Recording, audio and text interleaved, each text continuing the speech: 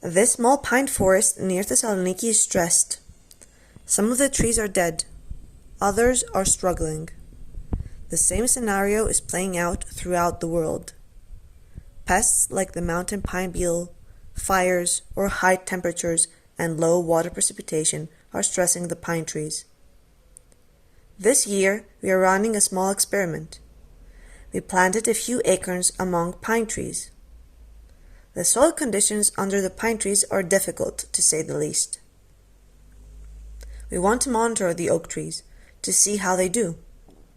We planted them in 5 different places around Thessaloniki.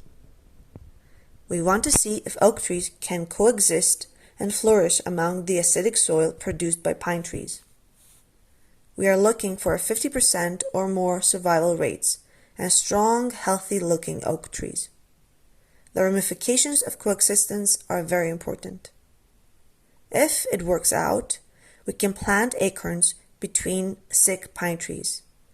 So when the pine trees die, the oak trees will take their place. And also, if the area experiences a fire, hopefully the oak trees will survive and thrive. It's an essential experiment, and we are anxiously waiting the results.